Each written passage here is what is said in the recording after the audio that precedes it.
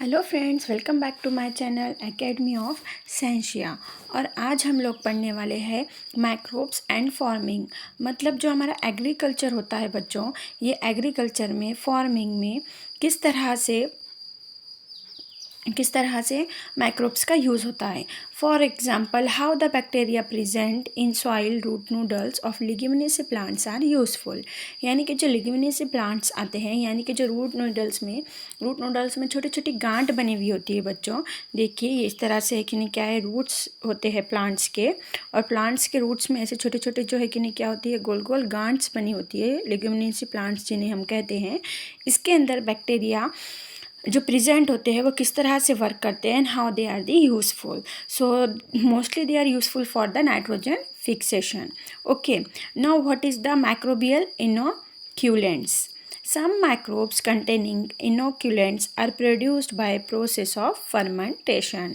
यानी कि some microbes containing inoculants, ऐसे microbes जिनके पास inoculants present होते हैं, वो किस मेथड के थ्रू प्रोड्यूस्ड होते हैं बच्चों? फर्मेंटेशन के मेथड के through. Now what is the fermentation? So fermentation is nothing but the breakdown of the chemical compound by the chemical reactions. Okay, so जो माइक्रोब्स के पास इनोक्यूलेंट्स होते हैं, जो या फिर इनोक्यूलेंट्स जो माइक्रोब्स प्रोड्यूस्ड करते हैं, वो किस प्रोसेस के थ्रू प्रोड्यूस करते हैं बच्चों? फर्मेंटेशन के प्रोसेस के through. These inoculants are sprayed on seeds before sowing and some of them inoculants are released into plants. तो अब ये जो inoculants फर्मेंटेशन के थ्रू बनाए गए थे बच्चों, या प्रोड्यूस्ड किए गए थे, इन inoculants को हम यूज़ करते हैं सीड्स पर स्प्रे करने के लिए। स्प्रे यानी कि छिड़काव करने के लिए। बिफोर सोविंग यानी कि जो सीड्स होते हैं, तो जब एग्रीकल्चर या फार्मिंग में हम क्या करते हैं, ज़मीन के अंदर, जिसे हम नांगरना बोलते हैं मोस्टली, तो जब ज़मीन के अंदर है कि नहीं, इस तरह से समझ लीजिए यहाँ पे ज़मीन है और आपको यहाँ पे सीड्स क्या करना है, सोविंग करना है। तो ये जो सीड्स होते हैं उन्हें पहले इनोकुलेंट्स के थ्रू स्प्रे किया जाता है या फिर डायरेक्टली प्लांट्स के अंदर रिलीज्ड किया जाता है, ताकि इन्फेक्शन से प्लांट्स को और आपके एग्रीकल्चर को बचाया जा सके। Microbes in the inoculants help in plant growth. तो ये जो इनोक्यूलेंट्स होता है बच्चों, इनका काम क्या होता है? सबसे पहले तो ये हेल्प करते हैं किसमें? प्लांट की ग्रोथ होने में, प्लांट को बड़ा होने में, एंड बाय सप्लाइंग न्यूट्रिएंट्स, क्योंकि इनोक्यूलेंट्स क्या करते हैं? न्यूट्रिएंट्स सप्लाई करते हैं। तो यहाँ पे हमें 2 पॉइंट अच्छे से याद रखना है कि जो इनोक्यूलेंट्स होते हैं वो प्लांट को न्यूट्रिएंट सप्लाई करते हैं, जिसकी वजह से प्लांट की क्या होती है बच्चों? ग्रोथ होती है। और उसके अलावा इनोक्यूलेंट्स प्रोड्यूस्ड किस तरह से होते हैं बच्चों? तो it is produced by the process of the fermentation. Okay, now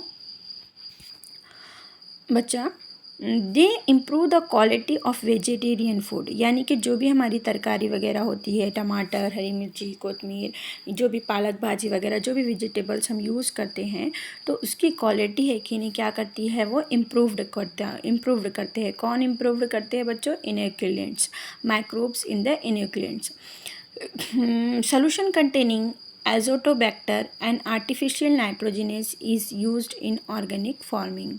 तो मोस्टली जो हमारा ऑर्गेनिक फार्मिंग होता है बच्चों, उसके अंदर हम एजोटोबैक्टर माइक्रोब यूज़ करते हैं या फिर आर्टिफिशियल नाइट्रोजिनस करते हैं, यानी कि प्लांट्स को नाइट्रोजन फिक्सेशन आर्टिफिशियली सप्लाई करना, इसी को हम नाइट्रोजिनस बोल सकते हैं।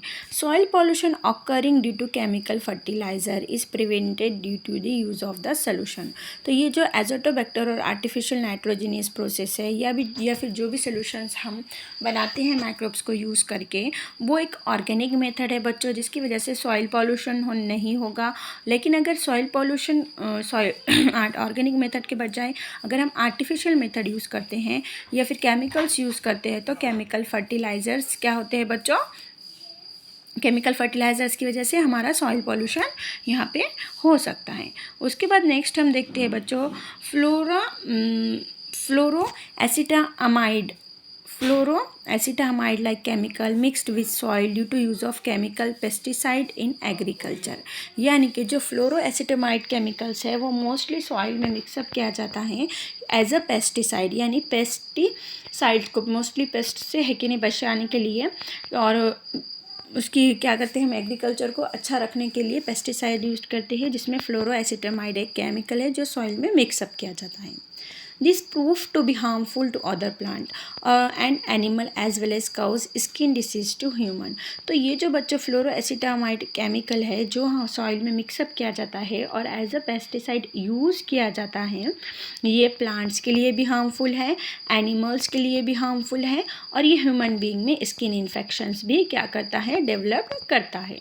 This pesticides in the soil can be destroyed with the help of microbe. तो जब ये पेस्टिसाइड्स है कि नहीं सॉइल में चले जाते हैं तो इसको भी हम क्या करते हैं, डिस्ट्रॉय कर सकते हैं with the help of the microbes. तो in this way microbes are very useful in forming.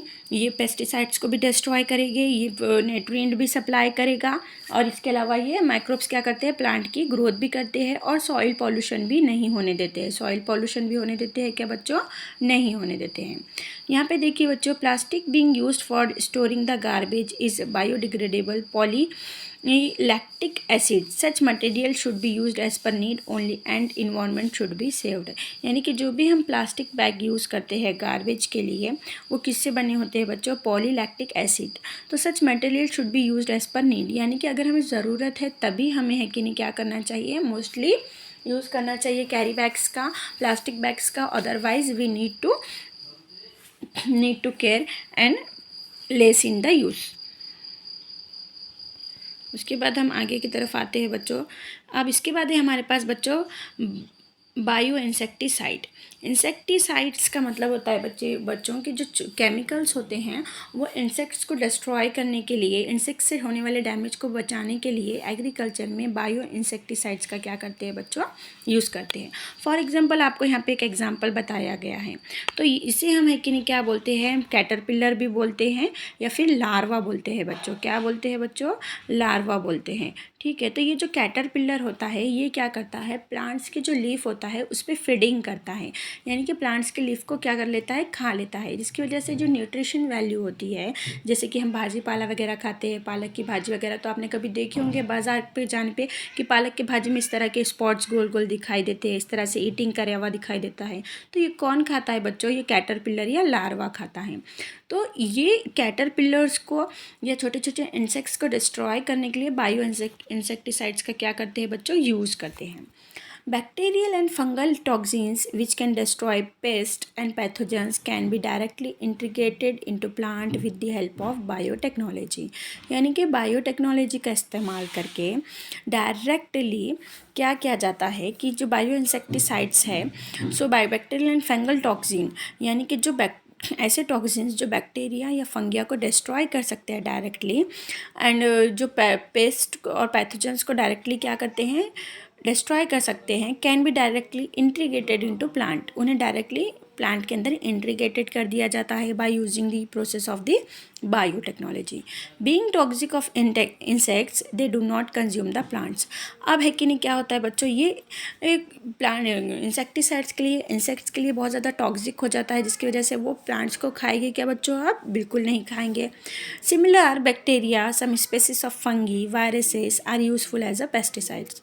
सो इस तरह से बच्चों कुछ बैक्टीरिया, फंगी या वायरसेस को भी एज अ पेस्टिसाइड्स हम यूज़ कर सकते हैं. क्यों यूज़ कर सकते हैं बच्चों, क्योंकि हमने इसको इंटीग्रेट किया हुआ है. क्या किया हुआ है, इंटीग्रेट किया हुआ है. तो आप फिर से एक बार अच्छे से समझ लीजिए कि बैक्टीरियल एंड फंगल टॉक्सिन, यानी कि बैक्टीरियल और fungal toxin which can destroy paste and pathogen, यानी कि हम ऐसे बैक्टीरियल फंगल टॉक्सिन को इंटीग्रेटेड करेंगे प्लांट के साथ जो पेस्ट और पैथोजेंस के अगेंस्ट में क्या करेगा, वर्क करेगा या उन्हें डिस्ट्रॉय करेगा. तो in short some fungi, some viruses and some bacteria also used as a pesticide, उन्हें भी हम एज ए पेस्टिसाइड्स यूज़ कर सकते हैं. Spinosad a by product of fermentation is a bio pesticide.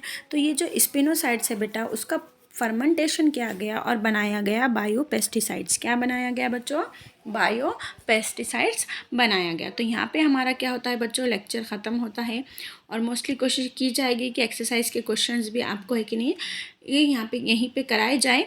तो नेक्स्ट लेक्चर में हम कोशिश करेंगे ऐसा सम क्वेश्चंस को भी सॉल्व करने के. जब तक के लिए Bye bye, and please like, share and subscribe to my channel.